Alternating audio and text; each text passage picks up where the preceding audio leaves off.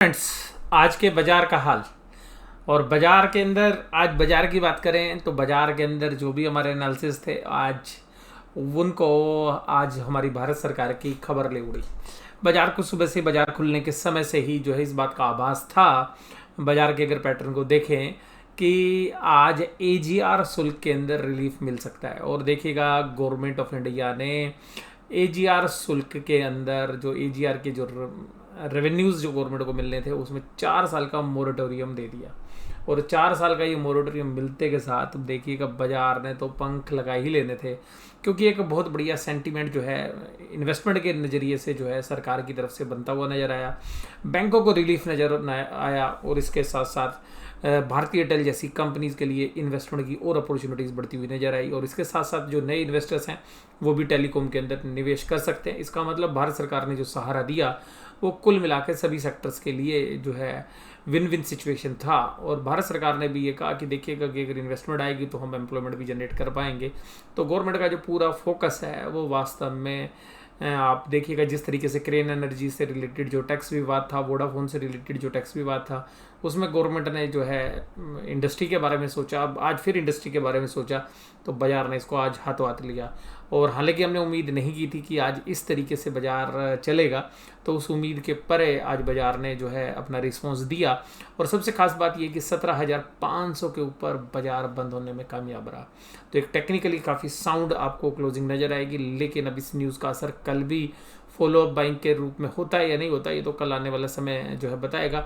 लेकिन टेक्निकली आप एक पायदान आगे आ गए हैं, यानी कि जो अभी तक मैं आपके साथ जो 1 2 3 4 5 और 6 कैंडल की जो चर्चा कर रहा था वो वास्तव में मैंने आपको कहा था कि इतना जबरदस्त कंसोलिडेशन होने के बाद बड़ा ये छोटा मूव आता है। और मैंने ये प्रेडिक्ट किया था कि शायद नीचे का मूव आने की संभावना ज़्यादा है। मैंने कहा था कि जब इस तरीके का कंसोलिडेशन होता है, इस तरीके से नीचे की तरफ ट्रेंड बनता है तो जनरली बाजार नीचे की तरफ आता है। लेकिन इस कंसोलिडेशन के बाद बाजार के मोमेंटम के अंदर जिस वीकनेस की हम बात कर रहे थे वो वीकनेस आज समाप्त होती हुई नजर आई। हालांकि बाजार के अंदर देखिएगा जब भी इस तरीके के ब्रेकआउट होते हैं, इस तरीके के देखिएगा इस तरीके कंसोलिडेशन होता है तो एक जनरली बड़ी कैंडल बनने के लिए तैयार होती है। तो देखिएगा 1 2 3 4 5 6 कैंडल थी यहाँ पर, अगर आप देखेंगे तो फिर ये एक इसी तरीके की सिमिलर कैंडल लेकिन ये बड़ी कैंडल है। तो हो सकता है कि कल भी आपको एक ऐसी कैंडल मिले। अगर कल ऐसी कैंडल नहीं मिलती आपको किसी भी कारण से, अगर ग्रीन कैंडल नहीं मिलती है तो फिर आप देखिएगा एक डिस्ट्रीब्यूशन की जो थ्योरी हम आपके साथ डिस्कस कर रहे थे उसको जो है और बल मिलेगा। अगर डिस्ट्रीब्यूशन वास्तव में हो रहा है तो देखिएगा बाजार ऊपरी लेवल्स पे अटक सकता है। जो खास बात मैंने नज़र दौड़ाई पिछले 2-3 दिन से, आप देखिएगा या तो वो कल झूठी साबित हो जाएगी या वो जो है सच में शॉर्ट बिल्डअप है। देखिएगा एचडीएफसी बैंक के अंदर मैं पिछले 3 दिन से नज़र लगा रहा हूँ कि हायर लेवल पर सेलिंग हो रही है। या तो ये इसलिए सेलिंग हो रही है कि लास्ट दिन जब एफएनओ की एक्सपायरी होनी होती है, जैसे कल वीकेंड की एक्सपायरी है, तो शाम को एक शेयर ऐसा रखना पड़ता है जिससे कि नीचे से पुल बैक कराया जा सके। यानी कि बाजार 3 बजे 3:30 बजे जो है ऑप्शंस के जो ट्रेड है अपनी पोजीशंस अगर बुल्स अगर अपने फेवर में लेना चाहते हैं तो उस समय पर एक ऐसे शेयर्स को जरूर रखते हैं जिससे कि शॉर्ट कवरिंग कराई जा सके। तो ये हो सकता है क्योंकि जिस तरीके से एचडीएफसी बैंक में शॉर्ट्स बने हुए या तो ये होगा, और अगर वो जेन्युइन शॉर्ट्स हैं तो फिर आप ये समझिएगा कि एचडीएफसी बैंक में जबरदस्त तरीके के शॉर्ट्स हैं। या तो वो कल शॉर्ट कवरिंग हो जाएगी एचडीएफसी बैंक में और या वो एक मंदी की पोजीशन बनेगी। सिमिलर तरीके के पैटर्न आपको बजाज फाइनेंस में भी देखने के लिए मिलेंगे। तो इस तरीके के कुछ ऐसे शेयर्स जहां पर कि मेरी विशेष नज़र है। तो बैंकिंग के अंदर सब स्पेशली एचडीएफसी बैंक को आप देखिएगा ऊपरी लेवल पर जो है प्रेशर्स जो है देखने के लिए मिल रहे हैं। उसके साथ साथ अगर आप यहाँ पे देखेंगे कि आज की जो टेलीकॉम वाली न्यूज़ थी जिसकी वजह से पूरा बाजार के अंदर आप एक तरफा जो है बाइंग आपको देखने के लिए मिली, उसमें देखिएगा सबसे खास बात यह है कि अगर टेलीकॉम के अंदर इन्वेस्टमेंट आएगी तो टेलीकॉम जो कंपनीज हैं उनको भी आईटी सर्विसेज चाहिए, तो वो भी एक तरीके से बेनिफिट हो गया। इन्फोसिस और टीसीएस को भी बेनिफिट मिला, टाइटन, भारतीय एयरटेल और आईसीआईसीआई बैंक इन सब के अंदर जो है तेजी देखने के लिए मिली, क्योंकि जो भी टेलीकॉम के अंदर पैसा फंसा हुआ है जिन भी बैंकों का उनको भी एक रिलीफ है। तो इंडसइंड बैंक में भी एक अच्छा जो है रुझान पॉजिटिवली देखने के लिए मिला। लेकिन देखिएगा एचडीएफसी बैंक के अंदर ऊपरी लेवल पे काफ़ी जबरदस्त तरीके से सेलिंग हो रही है। अब ये सच में या तो कल शॉर्ट कवरिंग के रूप में आएगी सामने, या अगर ये सच में सीरियस है तो फिर आप ये मान के चलिएगा कि मुझे पर्सनली ऐसा लगता है कि मंदी की जो अगुवाई है अगर होनी होगी, अगर बाजार नीचे किसी भी तरीके से आएगा तो एचडीएफसी बैंक ही लीड करेगा, क्योंकि बाकी किसी भी ऐसे शेयर्स के अंदर ज़्यादा वीकनेस है नहीं। और कुल मिलाकर अगर आप देखेंगे तो एडवांस डिक्लाइन रेशो देखिएगा उस तरीके से नहीं थी जिस तरीके से हम उम्मीद कर रहे थे। तो एडवांस डिक्लाइन रेशो आज देखिएगा उसी तरीके से नज़र आई जैसी जैसी कल थी। एडवांस सुबह बहुत ज़्यादा थे लेकिन शाम होते होते कम हो गए और डिक्लाइन धीरे धीरे बढ़ने लगे, लेकिन अभी भी चिंता का विषय नहीं है। कुल मिला के आज एनटीपीसी, भारतीय एयरटेल, कोल इंडिया, ओएनजीसी और टाइटन कंपनी इस तरीके की कंपनीज प्रॉफिट में रही। और भारतीय एयरटेल देखिएगा 4.51। और इसके अलावा देखिएगा भारत सरकार ने एक और भी चीज़ बोली कि जो भी गैस कंपनी है, पावर कंपनीज हैं जिनको एजीआर की ड्यूटीज़ थी वो सब माफ़ कर दी गई है। तो Coal India, NTPC, Gas Authority of India Limited, GNFC, Gujarat Narmada Fertilizer Corporation, इस तरीके की जो कंपनीज हैं उनके ऊपर भी, जो भी टेलीकॉम के अलावा जहाँ पर भी कहीं एजीआर की जो ड्यूज थे वो नहीं होंगे। तो ये भी एक काफ़ी बड़ा पॉजिटिव है। पावर ग्रिड के भी उसके अंदर था, तो इस तरीके के जो सेगमेंट थे उनसे भी एक पॉजिटिव रुझान जो है मिला। तो यहाँ पर कुल मिलाकर इन शेयर्स ने जो है एक अच्छा मोमेंटम जो है बाजार में क्रिएट किया, जिसकी हम वीकनेस की बात कर रहे थे पिछले 2-3 दिन से कि बाजार में मोमेंटम वीक हो रहा है। और अगर मोमेंटम वीक रहता है तो बाजार के अंदर एक अच्छी खासी प्रॉफिट बुकिंग की संभावना जो है रहती है। हालांकि मुझे अभी भी ऐसा लगता है कि ये केवल न्यूज़ का इम्पैक्ट है, या अगर ब्रॉडर मार्केटों को भी देखेंगे तो यूएस के भी बाजार जो है ऊपरी लेवल्स पर प्रॉफिट बुकिंग कर रहे हैं, या जिस तरीके से थोड़ी सी करेक्शन के बाद वो बाजार चलते हैं। लेकिन इंडिया का बाजार एक तरफा चल रहा है, जो कि हमें एक डाउट क्रिएट कर रहा है कि कहीं बाजार कहीं इनोसेंट इन्वेस्टर्स को फंसा ना दे।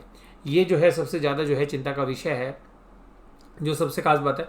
और देखिएगा एचडीएफसी बैंक के अंदर एक सबसे खास बात देखिएगा कि 1535 के लो लगाए, और आज ये जो सेलिंग हो रही थी ना ये वॉल्यूम के साथ थी। और आज जिस तरीके से पॉजिटिव रुझान के बाद देखिएगा 1550 तोड़ के ऊपर चला गया, 1540 से 40 जो है सुबह तो जो है एक बार क्रैक किया, तो ऐसा लगा कि आज जो है एचडीएफसी बैंक जो है, क्योंकि 1540 पे एक अच्छी सपोर्ट भी थी कि उस सपोर्ट को ब्रेक करके शायद नीचे ना चला जाए। लेकिन उसके बाद देखिएगा जिस तरीके से बाजार ने इस खबर का स्वागत करना था उस तरीके से जो है बाजार ने रिएक्ट किया। लेकिन ऊपरी लेवल पर फिर देखिएगा एचडीएफसी बैंक में प्रॉफिट बुकिंग, ये वॉल्यूम भी जो है, ये जो है 3 मंथ्स का जो एवरेज वॉल्यूम है उससे ज़्यादा वॉल्यूम्स हो रहे हैं। तो ये जो चीज़ें हैं कुछ ये हमारे को इंडिकेट कर रही हैं, या तो ये शॉर्ट कवरिंग करा लेंगे। अब शॉर्ट्स इन लेवल पे तो शॉर्ट्स है नहीं, लेकिन ऊपरी लेवल से 20-30 रुपये के शॉर्ट्स बने हैं। अगर ये वीकली एक्सपायरी के लिए हैं तो देखिएगा कल एचडीएफसी बैंक चल जाएगा, और अगर कल एचडीएफसी बैंक नहीं चला तो ये मान लीजिएगा कि महीने के अंत तक की जो वीकनेस है वो एचडीएफसी बैंक ही उसकी अगुवाई करता हुआ नजर आएगा। और इसी तरीके से सिमिलरली मुझे बजाज फाइनेंस में भी सेम तरीके के पैटर्न नजर आ रहे हैं। तो बजाज फाइनेंस में मेरा सिमिलर तरीके का व्यू जो है बन रहा है, क्योंकि ऊपरी लेवल्स पर बजाज फाइनेंस के अंदर भी सेलिंग जो है देखी जा सकती है। और क्योंकि बहुत सारे जो लोग हैं वो बजाज फाइनेंस में पिछले 2-3 महीने से अच्छा पैसा बना रहे हैं, तो बजाज फाइनेंस में तेजी बहुत है, तेजी खेलने वाले बहुत सारे प्लेयर्स हैं। तो ऐसे में जब ज़्यादातर रिटेल इन्वेस्टर्स तेजी खेलते हैं तो जनरली बाजार ऊपरी लेवल्स पर तेजी को जो है सलाम नहीं करता है। ये मुझे एक 2 शेयर्स जो है मुझे स्पेशली लग रहे हैं जिनमें या तो ये शॉर्ट कवरिंग में कल कवर हो जाएंगे। अगर ये कल शॉर्ट कवरिंग में कवर नहीं हुए तो फिर आप देखिएगा थोड़ा सा सीरियस इशू हो सकता है।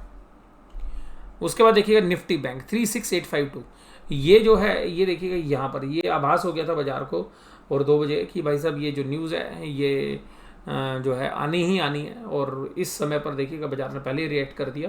और उसके बाद हालांकि देखिएगा 36949, और ये जो डिस्ट्रीब्यूशन वाला एरिया था मुझे हालांकि 36800 के नीचे क्लोजिंग जो है लग रही थी, क्योंकि जो भी ये रेजिस्टेंस था 36800 का, इसको जो है रिस्पेक्ट करनी थी, यानी कि यहाँ पे थोड़ा सा डिस्ट्रीब्यूशन होना था, लेकिन इसको एक ही झटके में तोड़ दिया। लेकिन ऊपरी लेवल पे वो सेलिंग आ गई, तो हो सकता है कि न्यूज़ का असर था। तो देखेंगे कि कल 37,000 के ऊपर, क्योंकि कल वीकली एक्सपायरी है, तो 37,000 पे बहुत सारे जो कॉल राइटर्स हैं वो एक्टिव होंगे। तो अगर वो अभी देखेंगे उन कॉल राइटर्स को भी, अगर उनको फंसाना होगा तो ही 37,000, अदरवाइज मुझे लगता है कि कॉल राइटिंग बहुत ज़बरदस्त है। और कल मैं बात भी कर रहा था कि कॉल राइटर के अंदर इतनी हिम्मत कहाँ से गई, क्योंकि कॉल राइटर तो पीछे डरे हुए थे। और कल मैंने कह रहा था कि कल कॉल राइटर अब क्या फिर जो है फंस ना जाए, और आज ऐसा ही हुआ, कॉल राइटर आज फिर फंसते हुए नजर आए।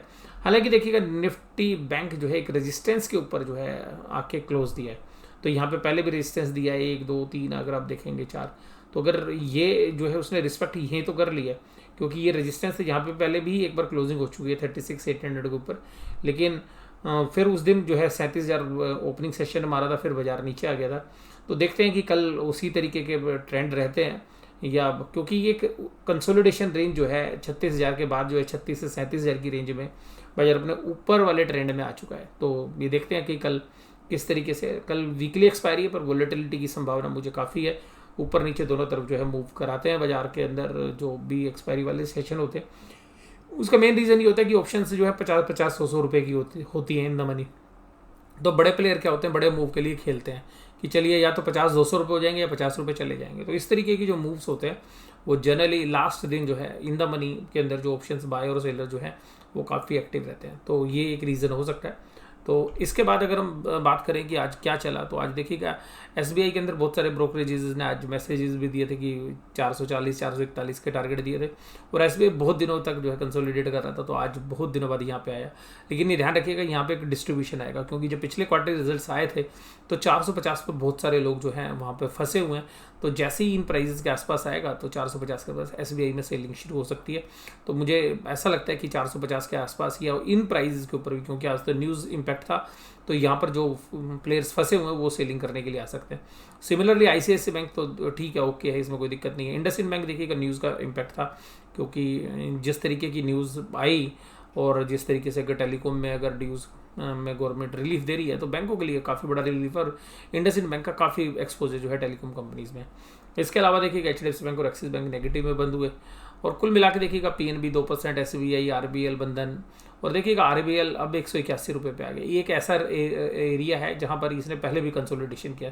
तो अब देखिएगा आरबीएल 181 से 190 रुपये के बीच में एक काफ़ी अच्छा रेजिस्टेंस है। तो यहाँ पे ध्यान रखिएगा। तो कोई भी पोजीशन जो आरबीएल बैंक के अंदर है वो शायद यहाँ पे प्रॉफिट बुक करने के लिए आ सकती है। कोई भी नई तेजी अगर इस आरबीएल बैंक में आएगी तो 190 रुपये के ऊपर ही आएगी। बंधन bank, IndusInd bank, federal bank, देखिए फेडरल बैंक ये 83, 81 और 87 के बीच में कंसोलिडेशन कर रहा है। ये मुझे लगता है कि रिजल्ट का बाद ही जो है इनमें कोई भी किसी भी तरीके का मूव फेडरल बैंक में, क्योंकि स्मॉल बैंक्स के अंदर अगर हम बात करें या मिड साइज़ के बैंक में बात करें तो फेडरल बैंक काफ़ी मजबूत बैलेंस शीट है बाकी बैंकों के मुकाबले में। जो और यहाँ पे जो स्मॉल साइज़ के जो बैंक है उनको अगर हम कंपेयर करें तो उसके साथ आईडीएफसी फर्स्ट बैंक का भी देखिएगा पॉजिटिव था इसके, क्योंकि आइडिया के अंदर इनका एक्सपोजर है तो इनके लिए भी पॉजिटिव था। ICICI bank, Kotak Mahindra, E small finance bank, HDFC bank और एक्सिस बैंक, इस तरीके के जो आज रुझान देखने के लिए मेरे एचडीएफसी बैंक और एक्सिस बैंक ही नेगेटिव रहे। कुल मिलाकर देखिएगा मुझे ऐसा लगता है कि जो टेलीकॉम में रिलीफ दिया है इससे हालांकि फाइनेंशियल्स जो है स्पेशली आइडिया वोडाफोन के बहुत ज़्यादा इंप्रूव होने वाले नहीं है, क्योंकि उनकी बैलेंस शीट काफ़ी ज़्यादा जो है परेशानी में है। लेकिन फिर भी देखते हैं आगे के लिए कि जो है बिरला जी ने जिस तरीके का प्रेशर गवर्नमेंट पर डाला था, जिस तरीके से उन्होंने रिज़ाइन किया था आइडिया वोडाफोन से, उसका असर तो देखिएगा आज सरकार भी बैकफुट पे नज़र आई और सरकार ने देखिएगा उनको काफ़ी बड़ा रिलीफ जो है दिया है।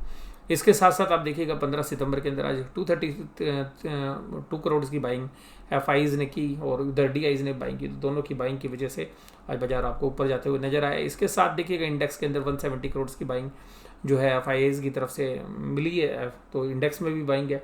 फिर इंडेक्स ऑप्शंस भी खरीदे गए हैं 1300 करोड़ के। इसके साथ साथ आप देखिएगा स्टॉक के फ्यूचर्स, तो स्टॉक के फ्यूचर्स में उन्होंने सेलिंग की 254 करोड़ की।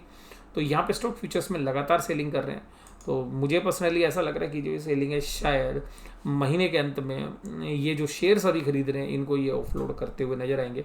तो लास्ट वीक काफ़ी क्रूशियल होने वाला है मुझे जो पर्सनली लग रहा है। और अभी 15 तारीख आज हो गई है, तो इसके बाद मुझे लगता है कि थोड़ा थोड़ा जो है प्रॉफिट जो है बुक होना शुरू हो सकता है।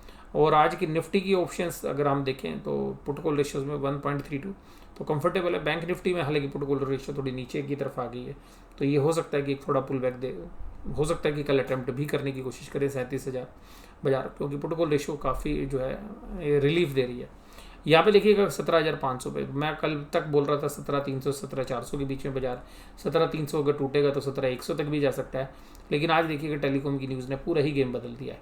तो अब ये गेम बदला है तो 17,500 पे देखिएगा ओपन इंटरेस्ट लिखने की हिम्मत नहीं हुई आज 17,500 पे पुट राइटर्स एक्टिव हो गए, यानी कि उन्होंने एक 17,500 का एक नया बेस बना दिया है। और कॉल राइटर देखिएगा आज गायब थे। कॉल राइटर तो यहाँ फंस ही गए थे 17,400 17,450 में, तो इन कॉल राइटर्स ने अपनी पोजीशन हल्की कर रही, सारी अनवाइंडिंग होगी देखिएगा 17,300 17,400।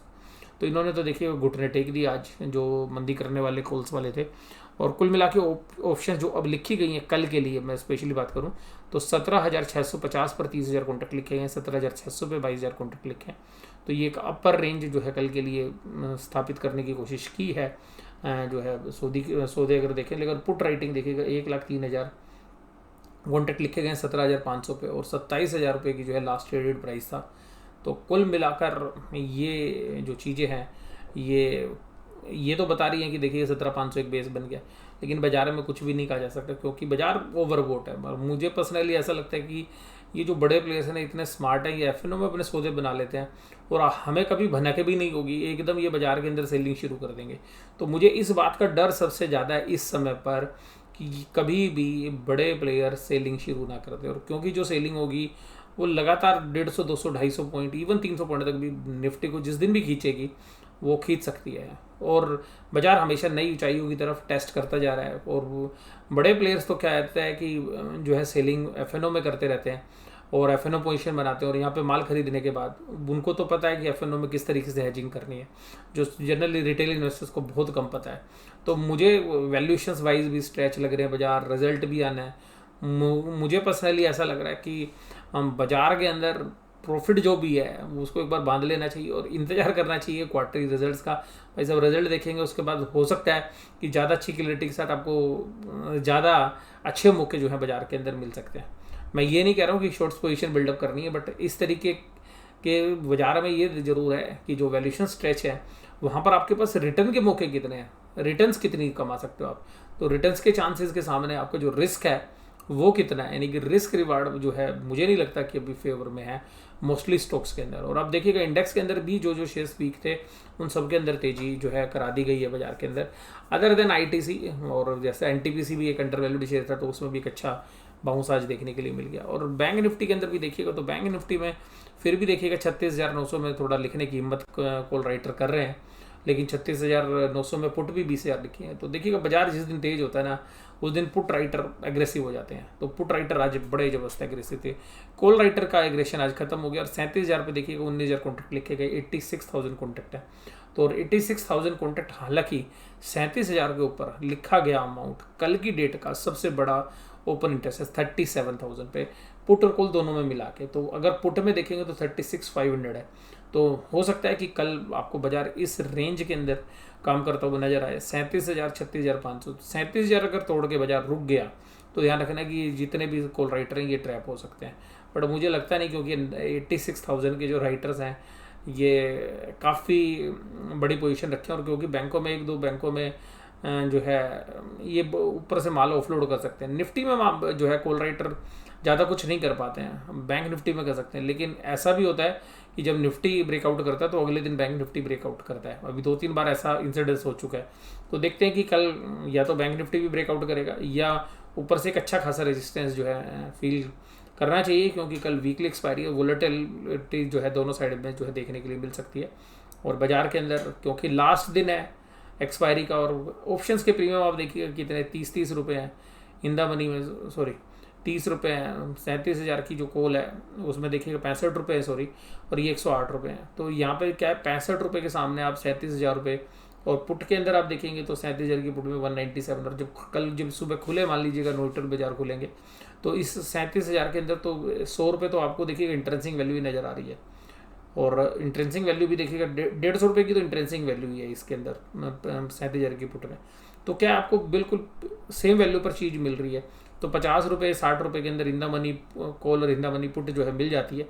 तो उसके बाद लास्ट दिन में वोलेटिलिटी इसीलिए होती है कि वो इंदा मनी पुट और कॉल खरीदने के बाद दोनों साइड के बड़े बड़े सौदे जो है खेलने की कोशिश करते हैं।